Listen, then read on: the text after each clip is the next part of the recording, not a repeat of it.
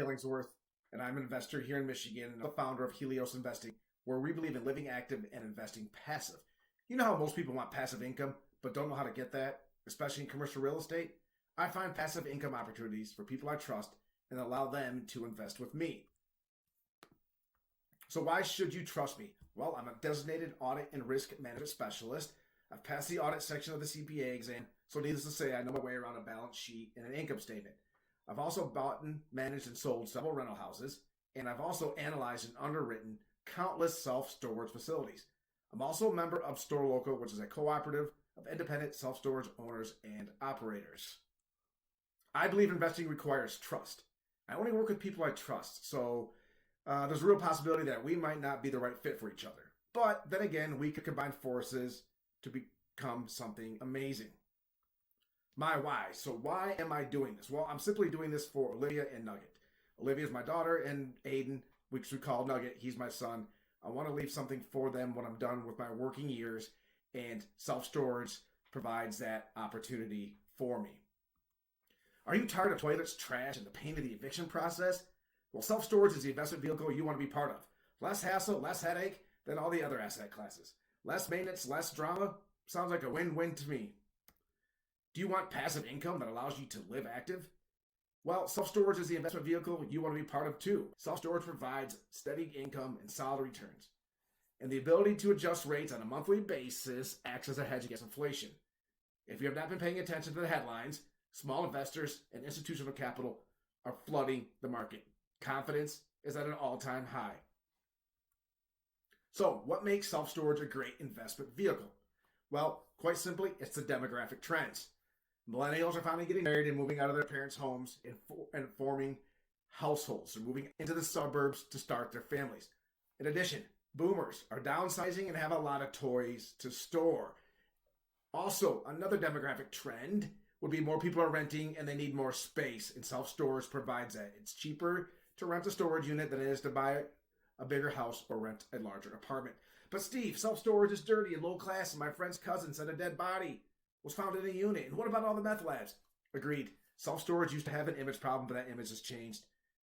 Customers view self-storage as an extension of their home, and they want a place that's safe. And self-storage, Steve, is all the same. Every unit has a door, 4 walls, and a lock. What is your secret sauce going to be? Well, we believe in creating a fantastic customer experience, and we're going to do that by implementing the No-Key Smart Entry System, which allows customers to easily access their unit from their mobile devices. No more keys, no more locks. And the benefits are ease of use, increased security, and less risk with ADA litigation. That's going to allow us to become a price and convenience leader. Quick note, the market is hot, so we need to move quickly on this deal. I'll need an answer, soft commitment letter by Monday, April 18th. No is fine, but Monday is the day. The deal is to be fully subscribed within 14 days, and the securities attorney will handle all the paperwork. So, quick deal overview. What we have here is a 32,000 square foot self-storage facility, 211 units, Class A, and a very fast-growing MSA. We plan to offer $3.7 million, and our equity raise will be approximately $1.335 million, and we are going to offer 70-30 GP split. Investment executive summary: physical and economic occupancies steady, strong household formation in the market and in the submarket. There's an ability to add an additional 24 units, so small expansion in year 3, which will add 28,000 in NOI, which is about $400K in additional value. And then the 5 to 7 year average on the cash IRRs between 8 and 10%, and then 19 to 20%. And we're looking at a rate upside of between 25 and 30%. Now, here is a quick overview of the rolling T12 and our year 1 and year 3 pro forma with a couple key assumptions I want to touch on here briefly. The main one being our debt partner is requiring us to book $60,000 in payroll and expenses. Currently, the property is being managed by a third-party manager and $100,000 in payroll and third-party expenses. That's pretty steep expense there. So we plan on using Copper Storage Solutions, $18,000 annually, to allow for a manless and contactless facility. For consistency purposes, I'm showing my investors what I'm showing the lender. They want to see $60K in payroll and expenses. Doesn't matter that we're going to have this manless system set up here and using a different third-party manager. In their view, if they have to take the property over, They're going to have to expend these costs to manage the property. Here's a couple of valuations we came up with here at a 4.75 cap. That's the current cap rate for that market. We're modeling a 7 cap as our exit cap, given the rising interest rate environment. Rates are going up, and cap rates historically have followed that path too. So we want to be conservative there. A quick MSA overview. Like we said, a fast-growing MSA and submarket. The county saw a 20% population increase. Comprehensive plan, I read that thoroughly. 200,000 new residents by 2050. So, and again, shifts in migration patterns are driving the population growth in this market. Quick overview of the rental activity analysis. Here's our 7-year projections. Gives us our cash flow numbers, expenses, and things like that. Key metrics we look at here: debt coverage ratio, solid 1.4 in year 1. Got a cash on cash return year 1 at 5%.